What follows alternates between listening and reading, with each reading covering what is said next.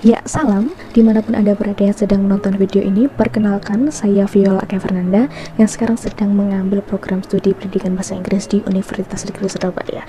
Pada hari ini saya bergabung dalam sebuah pelatihan kompetensi guru di abad 21, dan hal-hal yang akan saya bagikan dalam video ini tentunya sangat menarik dan sangat-sangat penting untuk para guru, mahasiswa pendidikan maupun guru-guru yang sudah terjun langsung mengajar di sekolah-sekolah maupun instansi, dan hal-hal yang perlu digarisbawahi untuk apa sih yang harus kita lakukan di era pandemi, utamanya bagaimana menjadi guru yang kreatif dan inovatif.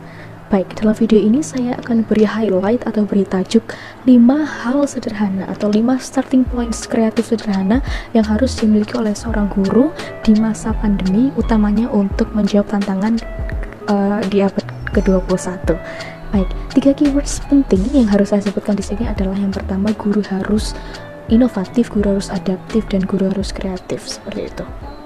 Hal yang perlu saya sebutkan juga adalah bahwa perkembangan teknologi yang pesat sekarang ini dalam era globalisasi tidak dapat kita hindari sebagai seorang tenaga pendidik, boleh saya bilang sebagai guru maupun tenaga-tenaga pendidik yang lain.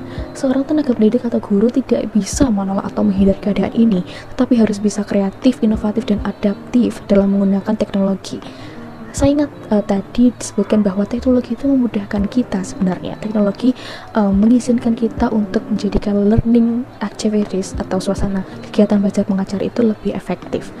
Nah, teknologi dalam pembelajaran ini bisa menyenangkan dan berkesan bagi peserta didik. Saya akan sebutkan yang pertama, hal yang harus guru-guru miliki adalah yang pertama, memperluas wawasan. Di masa pandemi ini, guru dapat memperluas wawasannya dengan mengikuti berbagai webinar atau pelatihan online. Jika boleh saya sebutkan, seperti yang kita ikuti tadi adalah pelatihan kompetensi guru. Tentunya ini nantinya akan bermanfaat untuk kita sebagai saya pribadi sebagai calon guru untuk memiliki pandangan dan insight seperti itu. Insight supaya kedepannya saya akan bisa memanfaatkan teknologi yang ada, perluas wawasan untuk saya terapkan dan implementasikan di kelas saya nanti.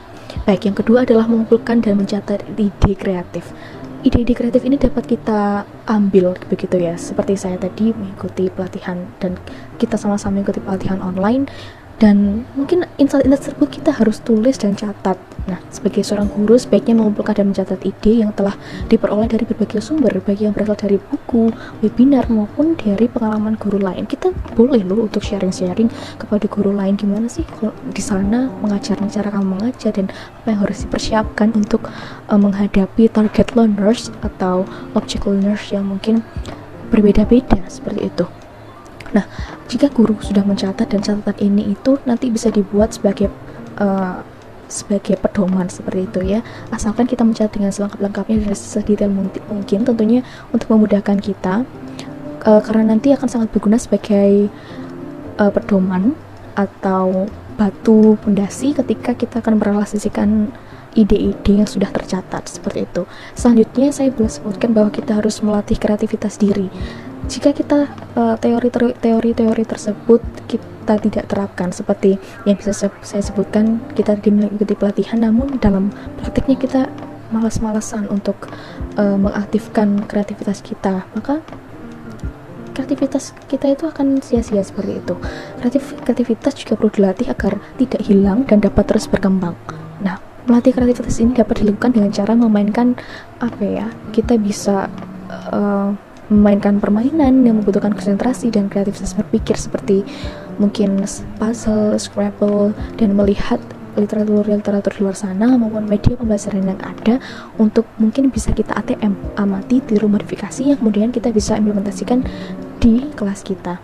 Selanjutnya saya akan bahas mengenai sarana dan prasarana. Tentunya akan tidak lengkap jika kita sudah kreatif, sudah mempersiapkannya, tapi kita tidak aware atau tidak tahu mengenai sarana apa saja dan prasarana apa saja yang kita perlukan. Dalam pembelajaran daring tentunya kita akan membutuhkan gadget seperti laptop, dan mau tidak mau mungkin kita harus mengusahakan untuk memiliki gadget tersebut untuk memudahkan kita sebagai tenaga pendidik untuk mengajar.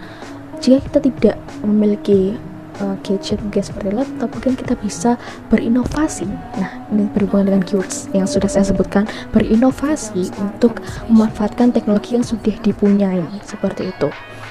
Oke, Selanjutnya adalah kita harus mulai berani bereksperimen. Kita harus menerapkan metode pembelajaran mengajar yang sama secara terus yang tidak sama, maksud saya tidak sama secara terus menerus, karena tentunya jika kita menerapkan pembelajaran yang sama terus menerus itu akan membuat peserta didik bosan, siswa bosan. Nah, jika sudah bosan, maka mungkin saya boleh bilang peserta didik akan jenuh dan tidak semangat dalam proses pembelajaran. Nah, kita harus bisa mengeksekusi metode yang baru yang mungkin kita bisa terapkan, tentunya dengan melihat target learners kita atau object learners kita yang nantinya akan mengizinkan kita, membuat kita untuk membuat ide kreatif lain yang telah dipelajari dan dicatat sebelumnya. Baik, itu saja, dan itulah 5 starting point yang penting untuk kita sebagai guru-guru di masa pandemi ini, maupun untuk tenaga pendidik yang akan menjawab dan harus menjawab tantangannya. Baik, itu saja dari saya. Stay safe, stay healthy, and I'm standing good vibes on here. Thank you.